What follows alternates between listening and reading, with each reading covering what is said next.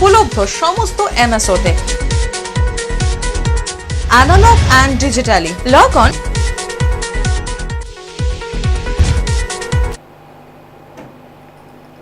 নমস্কার বন্ধুরা, আমি অমৃতা সরাসরি উপস্থিত হয়েছি শুধুমাত্র আপনাদের জন্য। আপনারা দেখছেন সুস্বাস্থ্য সন্ধানে অনুষ্ঠানটি।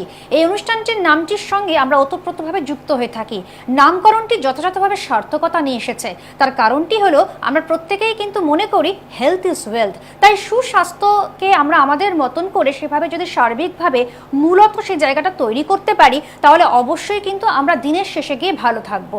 ভালো থাকার রেশ বা কেন্দ্রবিন্দুতে পৌঁছাতে গেলে doctor special episode medical life স্টুডিওতে আমরা এসে পড়েছি। আপনারা যারা আমাদের অনুষ্ঠান দেখছেন অবশ্যই কিন্তু আমাদের সঙ্গে শামিল হয়ে উঠুন। আমরা কিন্তু আজকে চেস্ট স্পেশালিস্টকে নিয়ে উপস্থিত হয়েছি, অর্থাৎ কার্ডিওলজিস্ট। তিনি কিন্তু তার মতন করে একটি বিস্তার আপনাদের মাঝে তুলে ধরবার চেষ্টা করেছেন। তার কারণটি হলো যে আমরা প্রত্যেকেই চাই যে হেলদি থাকাটা ভীষণভাবে আমরা মনে করি আবশ্যকতার মধ্যে পড়ে। তাহলে সেই সূত্র ধরে বারবার ফিরে ফিরে আমরা যখন বছরের পর বছর দিনের পর দিন কোনো রকমভাবে নিজেদের জীবনকে একটা অন্যরকমভাবে স্বাদ বহন করানোর চেষ্টা করে থাকি, তখন অবশ্যই কিন্তু আমরা এই ডাক্তারি শাস্ত্রকে মাথায় করে নিয়েছি, মনে করে নিয়েছি এবং সুন্দরভাবে আমরা সেই জায়গাগুলো তৈরি করার চেষ্টাও করি। এবং আপনারা সকলেই জানেন যে এই হার্ট নিয়ে কথা বলতে গেলে আমরা বলতেই পারি, the heart is a muscular organ found in humans and other animals. This organ pumps blood through the blood vessels. ছোট থেকে বড় আমরা সার্বিকভাবে সকলেই কিন্তু এই পন্থার ওপরে আমরা বিশ্বাসী এবং এইভাবেই কিন্তু আমরা চাই যে কোনো একজন ডক্টর আমাদের সঙ্গে থাকুক। ডক্টর বিয়াস Sawant, MBBS MD DM cardiologist, তিনি আমাদের মাঝে আরও আরেকবার চলে এসেছেন। তার সাথে কথা বলবো, আপনাদের সাথে কথা বলবো, আপনাদের ফোন কলস নেব। হার্ট ডিজিজ নিয়ে যদি কোনো প্রবলেম থেকে থাকে, কোনো প্রবলেম ক্রিয়েট হয়েছে, যদি এমন কিছু গতিপথে আমরা বাধাপ্রাপ্ত হই, তাহলে অবশ্যই কিন্তু ডক্টরের কাছে আমাদের পৌঁছাতেই হচ্ছে। সেই সূত্র ধরে আপনাদের দোরগোড়ায় পৌঁছে গিয়েছি আমরা। এবং সামনেই চলে আসছে 15 অগস্ট। আমরা জানি যে একটা অন্যরকম স্পিরিচুয়াল, একটা অন্যরকম ধারণা নিয়ে আমরা কিন্তু সেই দিনটি পালন করার চেষ্টা করি এবং নতুন নতুন ভাবনা, ভাবমূর্তি, সমস্ত সবকিছুকে কেন্দ্র করে নিয়ে তার অনুভূতি বা তার মধ্যে উপলব্ধি বোধকে নিয়ে আমরা এগোনোর জায়গায় আমরা পৌঁছাই। তাহলে চলুন, আজকে যখন আমাদের সঙ্গে ডক্টর স্যার রয়েছেন, তাহলে হার্ট ডিজিজ নিয়ে আমরা কি কি কথা বলতে পারি বা কেনই বা হার্ট অ্যাটাক হচ্ছে, কিভাবে সেই হৃদরোগ মুক্ত করতে পারি আমরা, সেই সম্পূর্ণভাবে জানান দেবেন তিনি হচ্ছেন ডক্টর বিয়াস সাবন্ত। তাকে জানাই অনেক অনেক অভিনন্দন, আমাদের সঙ্গে থাকবার জন্য স্বাগত জানিয়ে শুরু করছি অনুষ্ঠান। নমস্কার স্যার। নমস্কার স্যার, আমরা আজকে হার্ট নিয়ে কথা বলবো। আমাদের কাছে কিন্তু এই হার্ট ডিজিজ যে একটা অন্যরকম উপলক্ষ নিয়ে আসে আমাদের শরীরে, কারণ শরীর থাকলে শরীরের কলকবজা খারাপ হতে শুরু করে দেয়। তাই বোধহয় প্রোটেকশন, প্রিকশনস, অ্যাওয়ারনেস সবটাই কিন্তু আপনার কাছ থেকে পেয়ে থাকি। তাহলে সেই সূত্র ধরে প্রথম প্রশ্নে যাব যে হার্ট অ্যাটাক আসলে কি? সাধারণ মানুষ কিভাবে বুঝবেন যে এটি হার্ট অ্যাটাকের লক্ষণ হতে পারে? হার্ট অ্যাটাক যেটা হয় হচ্ছে, হার্টের যে রক্তনালী, মানে আমাদের দেহের যেমন রক্তনালী বা আর্টারি থাকে, হার্টেরও 3টি আর্টারি থাকে, যেটাকে আমরা right coronary artery, left anterior descending artery এবং লেফট সার্কামফ্লেক্স আর্টারি বলি। সেই হার্ট অ্যাটাকে এই আর্টারিগুলি কোনোভাবে ব্লক হলে, মেনলি আমরা কোলেস্টেরল প্লাকস দিয়ে ব্লক হয়, সেটা যদি ব্লক হয়ে রক্ত সঞ্চালন বন্ধ হয়ে যায় তখনই হার্ট অ্যাটাক হয়। হার্ট অ্যাটাকের সিমটম বলতে মেনলি যেটা আমরা যেটা জানি সেটা হচ্ছে চেস্ট পেনটা কীরকম হবে, একটা সেন্ট্রাল চেস্ট পেন হবে, বুকটা ভারী হতে পারে, তার সাথে ক্রাশিং এবং প্রচণ্ড, যদি হার্ট অ্যাটাক হয়ে থাকে প্রচণ্ড মাত্রায় চেস্ট পেন হবে। দ্বিতীয়ত তাছাড়া আর কি সিমটম হতে পারে, এক ঘাম হতে পারে, সেটাকে ড্রেঞ্চিং সোয়েট বলে। তার সাথে শ্বাসকষ্ট হয়, অনেক সময় অজ্ঞান হয়ে যাওয়া বা সিনকোপ, সেগুলো হতে পারে। তাছাড়া অনেক সময় ইনফিরিয়র বা মানে যখন ইনফিরিয়র হার্ট অ্যাটাকের যেটা একটা প্রকারভেদ, সেখানে না, ইনফিরিয়র একটা টাইপ অফ হার্ট অ্যাটাক, সেক্ষেত্রে অনেক সময় মানে বমি বা আপার অ্যাবডোমিনাল পেন নিয়েও প্রেজেন্ট করতে পারে। তো এইরকমভাবে প্রেজেন্টেশন হতে পারে। তাছাড়া পেনটা বিভিন্ন জায়গায় ছড়ায়, সেটা হচ্ছে দুটো হাতে, ঘাড়ে বা চোয়ালে, এগুলোতেও মানে রেডিয়েট করতে পারে। তো সেইগুলো দেখে আমরা মোটামুটি সিদ্ধান্ত নিতে পারি যে হার্ট অ্যাটাক হয়েছে এবং তখন আমরা দ্রুত ডাক্তারের কাছে যেতে পারি। অবশ্যই তাই। আপনারা প্রত্যেকে কিন্তু জানানোর চেষ্টা করছি, আমরা আপনাদের কাছে পৌঁছানোর চেষ্টা করছি। যারা মনে করছেন ফোন কলসে কথা বলবেন, অবশ্যই কিন্তু চলে আসুন। আমাদের জন্য কিন্তু এটি আজকের অনুষ্ঠানটি ভীষণভাবে উপযোগী। হার্ট নিয়ে কথা হচ্ছে, হার্ট ডিজিজ নিয়ে কথা হচ্ছে, হার্ট অ্যাটাক নিয়ে কথা হচ্ছে। আচ্ছা, এবারে পরের প্রশ্নে যাব। হার্ট অ্যাটাকের সবচেয়ে গুরুত্বপূর্ণ সতর্কমূলক লক্ষণগুলি কি কি? শুধু বুকে ব্যথাই কি প্রধান লক্ষণ? না, আমি যেটা বললাম যে বুকে ব্যথা ছাড়াও ঘাম, শ্বাসকষ্ট, কখনো কখনো বিশেষ বিশেষ হার্ট অ্যাটাকের ক্ষেত্রে অজ্ঞান হয়ে যেতে পারে পেশেন্ট কিছুক্ষণের জন্য, বেশ, বা বমি হতে পারে, বা আপার অ্যাবডোমিনাল পেন নিয়েও প্রেজেন্ট করতে পারে। এগুলো বিভিন্ন লক্ষণ হতে পারে, বিভিন্ন সমস্যাগুলো থাকছে। সুতরাং মানে শুধু চেস্ট পেন, অনেক সময় যেটা হয় ডায়াবেটিক পেশেন্ট যাদের অনেক দীর্ঘকাল ধরে সুগার বা মধুমেহ রোগে ভুগছেন, তাদের ক্ষেত্রে হার্ট অ্যাটাক সম্পূর্ণরূপে চেস্ট পেন ফ্রিও হতে পারে, যেটাকে আমরা সাইলেন্ট হার্ট অ্যাটাক বলি। আচ্ছা, সুতরাং শুধু চেস্ট পেন নয়, তবে ম্যাক্সিমাম ক্ষেত্রে, বেশিরভাগ ক্ষেত্রে আমাদের চেস্ট পেনটাই সিমটম হয়, তবে শুধু চেস্ট পেনটাকে মানে সবসময় নাও পাওয়া যেতে পারে। ঠিক ঠিক ঠিক। আমরা পরের প্রশ্নে যাব, সেটি হচ্ছে হার্ট অ্যাটাকের ক্ষেত্রে গোল্ডেন আওয়ার বলতে কি বোঝায়, কেন দ্রুত হাসপাতালে পৌঁছানো এত গুরুত্বপূর্ণ? বেসিক্যালি আমরা যেটা বলি আমাদের কার্ডিওলজিস্টদের ভাষায়, একটা হচ্ছে টাইম ইজ মাসেল। মানে হার্টের রক্ত সঞ্চালন যখন বন্ধ হয় তখন বেসিক্যালি এরা হচ্ছে এন্ড আর্টারি, মানে এদের আর কোনো সাপ্লাই থাকে না। তো হার্টের রক্ত সঞ্চালন যখন বন্ধ হয়, যদি দ্রুত রক্ত সঞ্চালন না ফেরানো যায়, হার্টের যে মাসেল সেটা কিন্তু চিরতরে আমরা হারাই। আচ্ছা, তো সেটা যদি গোল্ডেন আওয়ারের মধ্যে আমরা ইন্টারভিন করি, তাহলে সেই মাসেল লসটা থেকে বাঁচতে পারি। হার্টের মানে পাম্পিং ক্ষমতা সেটা যাতে বজায় থাকে। গোল্ডেন আওয়ারের ক্ষেত্রে আমরা যেটা বলি যে 12 ঘন্টা, কিছু কিছু ক্ষেত্রে 24 ঘন্টা অবধি আমরা গোল্ডেন আওয়ার বলি, যে 12 ঘন্টার মধ্যে করলে সব থেকে মানে চিকিৎসা শুরু করলে সব থেকে ভালো হয়। সেটা একটা সুযোগ সুবিধাটা রয়েছে এই বিষয়তে। আর 24 অ্যাটলিস্ট যেন 24 ঘন্টার মধ্যে চিকিৎসা যদি স্টার্ট করা হয়, তাহলে হয়তো আউটকাম মানে ভবিষ্যতের আউটকামটা বেটার হবে। আচ্ছা, বেশ। আপনারা সকলেই জানেন যে এই অনুষ্ঠানটি মানে কিন্তু আমরা কার্ডিওলজিস্টকে পেয়ে গিয়েছি, যার জন্য কিন্তু হার্ট ডিজিজ নিয়ে আমরা কথা বলছি। নিয়ম করে আমাদের প্রশ্নের উত্তরগুলো কিন্তু দিচ্ছেন স্যার, এবং শুধু তাই নয়, রিনাউন্ড ডক্টর স্যার যখন রয়েছেন তখন হার্টের যে কোনো সমস্যাকে ত্বরান্বিত করতে গেলে, সেখান থেকে বেরিয়ে আসতে গেলে কী ধরনের সাবধানতা নিতে হবে, সমস্ত সবকিছু কিন্তু আপনারা জানতে পারছেন। আমরা দেখবো যে প্রথমে কোনো একজন বন্ধু চলে এসেছেন, আমরা দেখে নিচ্ছি কে রয়েছেন। হ্যালো, নমস্কার। হ্যালো, হ্যাঁ, আপনার নামটা বলবেন? আমার নাম হচ্ছে মৌসুমী সরকার। আচ্ছা, আপনার কি সমস্যা হচ্ছে হার্টে কিছু? হ্যাঁ, আমার সমস্যা হচ্ছে, আমার একটু হার্টের প্রবলেম আছে। আচ্ছা, কি ধরনের প্রবলেম হচ্ছে আপনার? আমার প্রবলেম হচ্ছে, আমার মানে অন্য কিছু হলে টেনশন হলে খুব ধরফর করে, খুব ঘামিয়ে যায়। আচ্ছা, জোরে বাস চললে আমি খুব ঘামতে থাকি। আচ্ছা, আর মাঝে মাঝে বুকে ব্যথা হয়, তখন আমাদের সলভেট নিতে হয়। আচ্ছা, আপনি কোনো টেস্ট বা এক্সামিনের উপরে গিয়েছেন, কোনো টেস্ট করেছেন কি? হ্যাঁ, আমি আমার 2001 একবার হয়েছিল আমি প্রবলেম, আমি দিদিকে একবার দেখিয়েছিলাম। আচ্ছা, ঠিক আছে, আপনি শুনুন স্যার কি বলছেন। এবারে আপনি শুনুন স্যার কি বলছেন।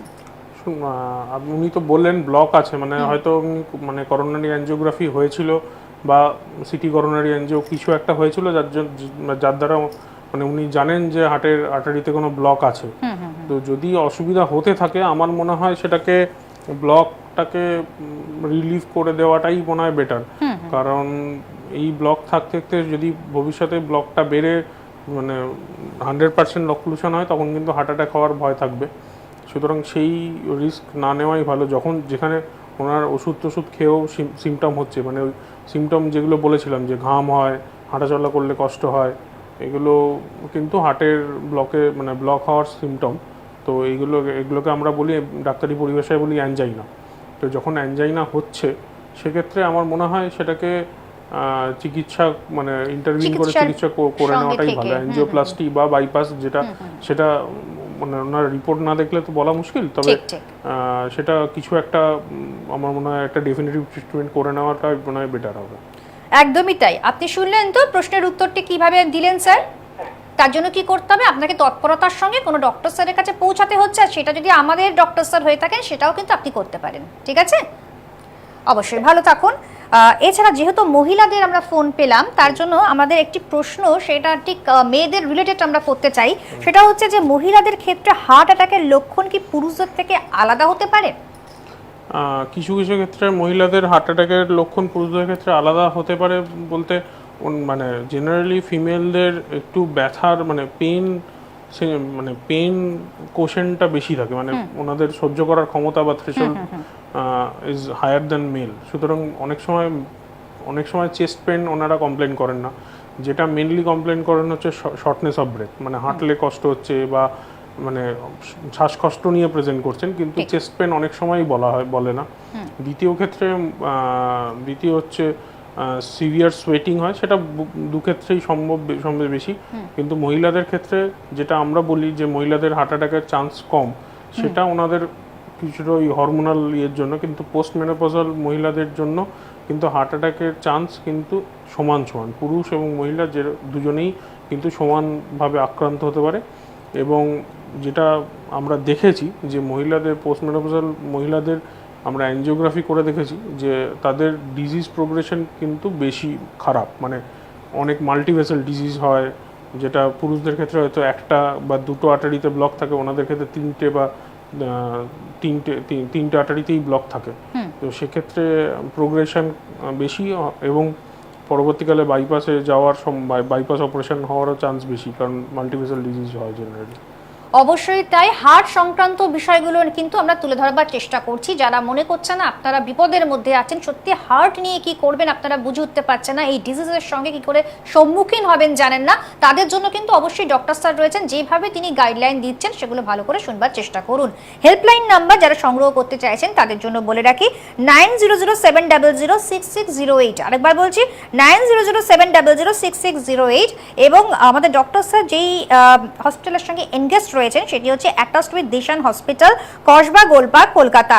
আপনারা যদি সেখানে পৌঁছাতে চান তাহলে অবশ্যই কিন্তু সকাল 10টা থেকে বিকেল 5টা অবধি সোম থেকে শনিবার আপনারা কিন্তু সেখানে যোগাযোগ করতে পারছেন।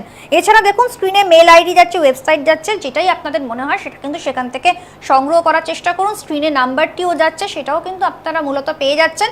অবশ্যই কিন্তু আমরা আজকে হার্ট ডিজিজ নিয়ে কথা বলছি এবং আমাদের সঙ্গে হার্ট স্পেশালিস্ট রয়েছেন।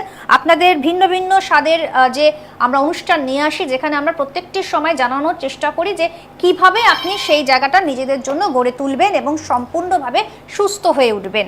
আচ্ছা, এবার আমরা দেখবো আমাদের পরের বন্ধু এসে গিয়েছেন। হ্যালো, নমস্কার, কে বলছেন? হ্যালো, হ্যাঁ বলুন, আপনার নামটা বলুন, কোথা থেকে বলছেন? হ্যাঁ নমস্কার, আপনার নামটা বলবেন। আচ্ছা, এবারে বলুন আপনি যে আপনার মানে সমস্যাটা কি হচ্ছে, প্রবলেমটা কি হচ্ছে? আমার সমস্যা হচ্ছে শরীরটা হঠাৎ চেঞ্জিং করে হঠাৎ মানে ধরুন এক মাস দেড় মাস আমার অন্তর হঠাৎ করে হয়তো শরীর ভালো যাচ্ছে। আপনার বয়সটা কত? আপনার বয়স? বয়স আমার এখন বর্তমান 67। আচ্ছা, শুনুন স্যার কি বলছেন। হ্যাঁ, চোখটা যেন আপনি ধরে যেমন বন্ধ হয়ে যায়, যেমন অজ্ঞান করলে যেমন আস্তে আস্তে চোখটা যেন বন্ধ হয়ে যায়, এইরকম যেন আমি যেন আজ নেই এইরকম হবে। আচ্ছা আচ্ছা এই সিমটমটা আচ্ছা কি কারণে হঠাৎ করে এমনি ভালো আছে, হঠাৎ করে এই জিনিসটা এটা অনেক সময় ইলেকট্রিক্যাল হার্ট ব্লকের জন্য হতে পারে বা হার্টের মানে ইলেকট্রিক্যাল ব্লকের জন্য হতে পারে, সেটাকে আমরা কমপ্লিট হার্ট ব্লক বা সিক্স সাইনাস সিনড্রোম এগুলোর জন্য হতে পারে। তো আপনি যেটা করুন সেটা আমার মনে হয় মানে নিয়ারেস্ট কোনো একটা ডাক্তারবাবুকে দেখান, একটা ইসিজি আর বেসিক টেস্টগুলো করে দেখা যে কিছু আছে কিনা, সেটা না হলে বলা মুশকিল আর কি। একটা রুটিন চেকআপও বোধহয় করাটা উচিত আমার মনে হয়, যখন একটা বয়সপ্রাপ্ত জায়গায় হচ্ছে এবং সেই সমস্যাগুলো দেখা যাচ্ছে আপনাকে রুটিন চেকআপ করে নিতে হবে। আপনারা যারা মনে করছেন যে আমাদের অনুষ্ঠান দেখে অনেক কিছু শুনছেন, জানছেন, ইনফরমেশনগুলো গেদার করছেন, তাদের জন্য বলবো শুধু বসে থাকলেই চলবে না, আপনাকে কিন্তু ভালো উচ্চ জায়গায় তৈরি করতে হবে নিজেকে, যে আপনি কিভাবে সেই জায়গা থেকে বেরিয়ে আসবেন হার্ট ডিজিজ রিলেটেড। আচ্ছা, এবারে আমরা পরের প্রশ্নে যাব, সেটি হচ্ছে বুকে ব্যথা কতক্ষণ থাকলে সেটিকে গুরুত্ব দিয়ে দ্রুত হাসপাতালে যাওয়া উচিত? না, বুকে ব্যথা মানে আগে একটু ভাবতে হবে যে বুকে ব্যথাটা অনেক কারণে হতে পারে, হচ্ছে কেন। হ্যাঁ, যদি হার্ট অ্যাটাকের জন্য হয়, যেটা বললাম সেন্ট্রাল চেস্ট পেন হবে, একটা ক্রাশিং মানে কেউ একটা পাথর চাপিয়ে দিয়েছে এরকম একটা কিছু হবে, তার সাথে রেডিয়েশন বিভিন্ন জায়গায় থাকতে পারে, দুটো হাতে, গলায়, চোয়ালে, তার সাথে যদি প্রচণ্ড ঘাম হয়, শ্বাসকষ্ট হয়, সেক্ষেত্রে যত তাড়াতাড়ি সম্ভব হসপিটালে যাওয়াটাই মনে হয় সব থেকে ভালো। তাতে প্রাথমিক যে চিকিৎসা যেটাকে আমরা বলি লোডিং ডোজ এবং পরবর্তীকালে অ্যাঞ্জিওপ্লাস্টি, অ্যাঞ্জিওগ্রাফি যাই হোক আর থ্রম্বোলিসিস, সেগুলো যাতে দ্রুত স্টার্ট হয়, যাতে ওই আবার একই কথা টাইম ইজ মাসেল, যত তাড়াতাড়ি চিকিৎসা স্টার্ট হবে, যত তাড়াতাড়ি আমরা রক্ত সঞ্চালন চালু করতে পারবো, সেক্ষেত্রে তত তাড়াতাড়ি আমাদের রিকভারি এবং পরবর্তী জীবনযাপন সুস্থভাবে আপনারা করতে পারবেন। ঠিক। সুতরাং হার্ট অ্যাটাকের ক্ষেত্রে আমার মনে হয় যত তাড়াতাড়ি নিয়ারেস্ট মেডিকেল কন্ট্যাক্ট পয়েন্টে যাওয়া যায় সেটা যাওয়া উচিত। সুস্থ শরীর অনেক সময় ব্যস্ত হয়ে ওঠে, ঠিক সেরকম ভাবেই কিন্তু আমরা দেখেছি যে হার্ট রিলেটেড সমস্যাগুলো যখন আসে তখন সত্যি আমরা চোখে মুখে অন্ধকার দেখি, কারণ সেটাই বোধহয় কোথাও না কোথাও আমাদেরকে অনেকটা ভাবাতে শুরু করে। আমরা দেখে নেব পরে বন্ধু এসে গিয়েছেন। হ্যালো, নমস্কার, কে বলছেন? হ্যালো হ্যালো, শুনতে পাচ্ছেন? আচ্ছা, এবারে আমরা পরের প্রশ্নে যাব, সেটি হচ্ছে গ্যাস অম্বল বা অ্যাসিডিটির সঙ্গে হার্ট অ্যাটাকের ব্যথা কিভাবে আলাদা করবেন? হার্ট অ্যাটাকের ব্যথা আমি বললাম অলরেডি যে একটা সেন্ট্রাল ক্রাশিং চেস্ট পেন হবে, তার সাথে রেডিয়েশন, তার সাথে শ্বাসকষ্ট, ঘাম, এগুলো হতে পারে। গ্যাস অম্বলের ব্যথা জেনারেলি চেস্টে হয় না, এটা আপার অ্যাবডোমেনে হয়, যেটাকে আমরা বলি এপিগ্যাস্ট্রিয়াম। সেটার ক্ষেত্রে সেটার ব্যথাটা অনেক সময় বার্নিং সেন্সেশন এর মতো হয়, তার সাথে তার একটা মানে ফুড ইনটেকের সাথে ইয়ে থাকে, অনেকক্ষণ খালি পেটে থাকলে হয়, অনেক সময় খাওয়ার পরেই যা স্টার্ট হয়, তার সাথে মানে গ্যাস অম্বলের ব্যথার সাথে মানে ঘাম। ফুড হ্যাবিটেরও কিন্তু একটা আমার মনে হয় সেই সেটা তো ওতপ্রোতভাবে আলাদা, যুক্ত। এটা বলছি যে মানে খাওয়া অনেকক্ষণ খালি পেটে থাকলে গ্যাস অম্বলের ব্যথাটা বেশি হয়। তার সাথে এই শ্বাসকষ্ট, ঘাম, এইগুলো যেগুলো হার্ট অ্যাটাকের ব্যথার সাথে থাকে সেগুলো জেনারেলি গ্যাস অম্বলের ব্যথার সাথে থাকে না। যেটা থাকতে পারে সেটা অনেক সময় মানে নজিয়া, ভমিটিং, এগুলো থাকতে পারে। সেটা আবার হার্ট অ্যাটাকের কিছু ক্ষেত্রে আমরা বললাম যে হার্ট অ্যাটাকের কিছু ক্ষেত্রেও সেগুলো নজিয়া, ভমিটিং নিয়ে প্রেজেন্ট করতে পারে। তো সবসময় আলাদা করাতে যায় তা নয়, তবে অনেক সময় মানে জেনারেলি গ্যাসের ব্যথার একটা বার্নিং সেন্সেশন, মানে জ্বলার মতো হবে এবং তার ফুড ইনটেকের সাথে রিলেশন থাকবে। শ্বাসকষ্ট বা সোয়েটিং এগুলো জেনারেলি থাকবে না। সেটাতেই আমরা মোটামুটি তফাৎ করি, তবে সবসময় কিন্তু তফাৎ করা মুশকিল হয়ে পড়ে। ঠিক, আমরা দেখে নেব। আমাদের সঙ্গে পরের বন্ধু এসে গিয়েছেন। হ্যালো, নমস্কার, কে বলছেন? হ্যালো, হ্যাঁ বলুন, আপনার নামটা বলবেন। শ্রাবণী সরকার। শ্রাবণী, বয়স হচ্ছে 33। আচ্ছা 33। হাই প্রেশারের সমস্যা রয়েছে। আচ্ছা, আমার প্রেশার মাঝে মাঝে উপরে 140, নিচে 88, 90 এরকম চলে। আচ্ছা, এবং আমি প্রেশারের ওষুধও খাই, ঠিক আছে। এবার আমার জিজ্ঞেস হচ্ছে যে এই প্রেশারটা কি বাড়ছে, মানে মাঝে মাঝে খুব বাড়ে, আবার মাঝে মাঝে একদম ডাউন হয়ে যায়। এর থেকে কি কোনো হার্টের সমস্যা ভবিষ্যতে হতে পারে? আচ্ছা, গুড কোশ্চেন। না, আমরা যেটা জানি হচ্ছে হার্টের সমস্যা বলতে আপনি যদি বলেন যে মানে করোনারি আর্টারি ডিজিজ, মানে হার্ট অ্যাটাকের জনিত সমস্যা, মানে hyper tension one of the risk factor. আমরা মানে ট্র্যাডিশনাল রিস্ক ফ্যাক্টর যেগুলোকে আমরা বলি, একটা সুগার, একটা হাইপার টেনশন, একটা মানে স্মোকিং বা টোবাকোর অ্যাডিকশান, আর ফ্যামিলি হিস্ট্রি। সুতরাং হাইপার টেনশন থাকলে হার্ট অ্যাটাকের ঝুঁকি বাড়ে। সেই জন্য হাইপার টেনশনটাকে কন্ট্রোলে রাখা এবং নিয়মিত ওষুধ খাওয়া, সেটা একটা আমাদের করতে হবে। কারণ হাইপার টেনশন হচ্ছে এমন একটা রোগ যেটাকে আমরা কিওর করতে পারি না, সুতরাং আমাদের ম্যানেজ করতে হবে। দ্বিতীয়ত হচ্ছে হাইপার টেনশন শুধু হার্ট অ্যাটাক করবে এরকম নয়, হঠাৎ করে বিপি বাড়লে আপনার সেরিব্রোভাস্কুলার অ্যাক্সিডেন্ট হতে পারে, আরও বিভিন্ন জিনিস হতে পারে। ক্রনিক হাইপার টেনশনে থাকলে বিভিন্ন অঙ্গ বিকল হতে পারে, যেমন কিডনির সমস্যা হতে পারে, সেগুলো থাকতে পারে। সুতরাং শুধু হাইপার টেনশন থাকলে শুধু হার্টের সমস্যা হতে হবে তার কোনো মানে নেই, আরও বিভিন্ন অর্গানে এফেক্ট করতে পারে, চোখের সমস্যা হতে পারে। সুতরাং হাইপার টেনশনকে ঠিক করে ট্রিট করা এবং নিয়মিত ওষুধ খাওয়াটা মনে হয় সবথেকে দরকার, কারণ না হলে শুধু হার্ট নয় আরও অন্য অর্গানেও সমস্যা হবে পরবর্তীকালে। অবশ্যই, তো আশা করি আপনি আপনার প্রশ্নের উত্তরটা মিলিয়ে নিতে পেরেছেন। ঠিক আছে, যদি তারপরে মনে হয় দেখুন স্ক্রিনে নাম্বার যাচ্ছে, সেই নাম্বারে যোগাযোগ করুন, স্যারের সঙ্গে কন্ট্যাক্ট করতে পারবেন। ঠিক আছে, ভালো থাকুন। হ্যাঁ, এবারে আমরা পরের প্রশ্নে যাব, সেটি হচ্ছে যে একজন মানুষ সুস্থ স্বাভাবিক অবস্থা থেকেও কি হার্ট অ্যাটাকের শিকার হতে পারেন?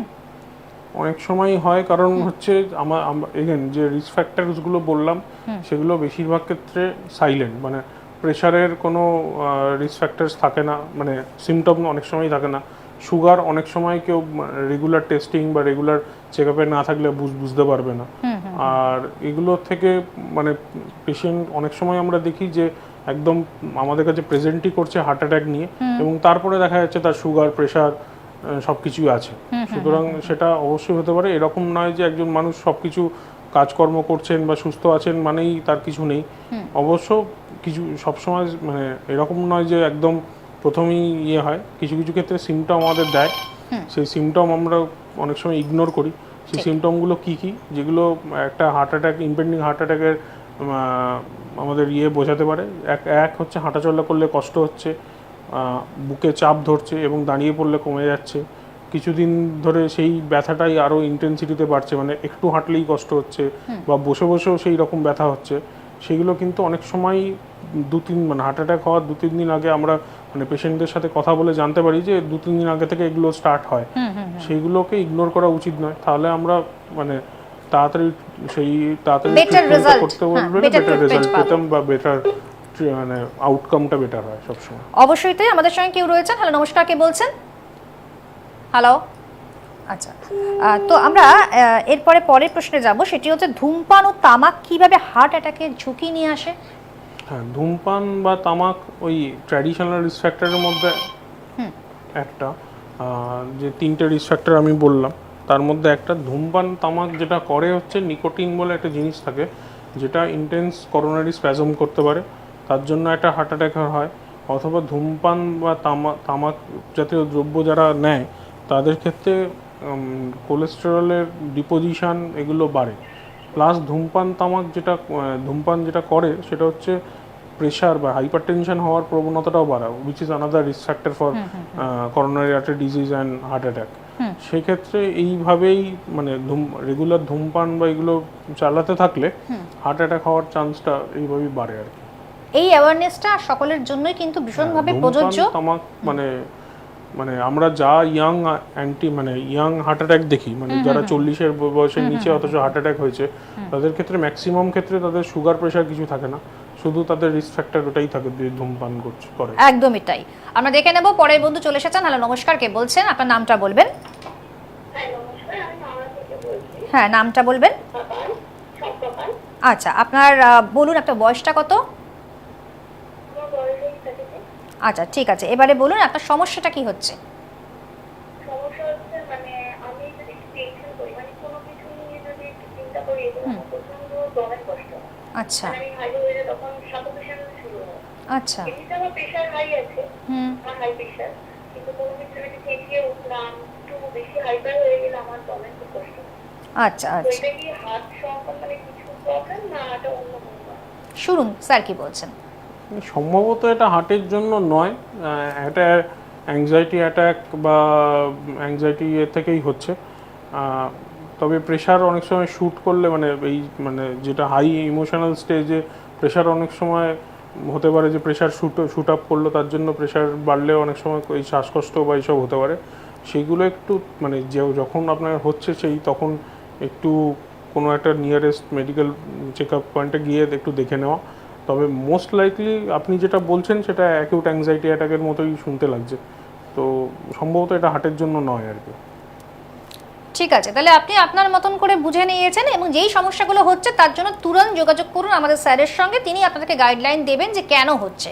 আচ্ছা, এরপরে আমরা পরের প্রশ্নে চলে যাব, সেটি হচ্ছে যে আমরা যেহেতু বললাম যে আপনি বললেন একটু আগে যে ছোট বয়স যাদের থাকে তাদেরও হার্ট অ্যাটাক হচ্ছে, তাহলে সেই পরিবারে কারো অল্প বয়সে হার্ট অ্যাটাক হলে পরিবারের অন্য সদস্যের কি আগে থেকেই পরীক্ষা করা উচিত? হ্যাঁ, কারণ হচ্ছে হার্ট অ্যাটাকে আমরা ওই ট্র্যাডিশনাল রিস্ক ফ্যাক্টরসের মধ্যে আর একটা অন্যতম রিস্ক ফ্যাক্টর হচ্ছে ফ্যামিলি হিস্ট্রি অফ এসিএস। আমরা দেখি আর কি, যাদের ফ্যামিলিতে হার্ট অ্যাটাক থাকে, মানে তাদের বাবা কাকা যাদের হার্ট অ্যাটাক হয়েছে তাদের পরবর্তী জেনারেশনের লোকজনকার সেই একই রোগে আক্রান্ত হয়, এবং মানে অনেক ক্ষেত্রে সেটা মৃত্যুর কারণও সেইভাবেই জেনারেশনালি হয়। সুতরাং শুধু হার্ট অ্যাটাক যে প্রেশার সুগার এর উপর ডিপেন্ড করে তাই নয়, কিছু ক্ষেত্রে ফ্যামিলিয়াল কজ যেগুলো সেগুলো মানে ফ্যামিলিয়াল হেরিডিটারি জেনেটিক কজের জন্য মানে দায়ী। সুতরাং যে ফ্যামিলিতে খুব অল্প বয়সে হার্ট অ্যাটাক কেউ আক্রান্ত হয়েছেন, অন্তত ফার্স্ট ডিগ্রি রিলেটিভ মানে নিজস্ব বা বাবা ছেলে কাকা যাদের ফার্স্ট ডিগ্রি রিলেটিভ, তারা যেন অন্তত রেগুলার চেক আপে থাকে, কারণ তাদের ক্ষেত্রে অনেক সময় হার্ট অ্যাটাক হওয়ার চান্সটা বেশি থাকে। অবশ্যই তাই। আমাদের অনুষ্ঠানে বহু রকমের বিষয় নিয়ে আলোচনা হলো, হার্ট রিলেটেড, চেস্ট রিলেটেড, এবং আপনারা কিন্তু সকলেই শুনলেন, জানলেন, বুঝলেন, এবং আশা করি আপনারা ভালো থাকবেন আগাম সময়তে। যাদের যাদের হার্টের প্রবলেম হচ্ছে তারা তুরন্ত কিন্তু আমাদের সঙ্গে যোগাযোগ করবেন, যেই নাম্বারটি স্ক্রিনে গেছে। এতক্ষণ আমরা ছিলাম আপনাদের কাছে, আশা করি আপনাদের ভালো লেগেছে অনুষ্ঠান, ভালো লেগেছে নিশ্চয়ই আমাদের স্যারেরও। স্যারকে জানাই অনেক অনেক স্বাগত, আপনাকে আমরা পেয়েছি, ধন্যবাদ জানাচ্ছি। আপনার মতন করে শেষ করলাম অনুষ্ঠান। ছিলাম অমৃতা, নমস্কার। নমস্কার। দূর আর দূরে নেই অচেনা আচেনা, তাই অচেনাকে জানতে প্রান্তে বা সীমান্তে চোখ থাকবে শুধুমাত্র সৃষ্টিতে, কারণ সৃষ্টি টেলিভিশন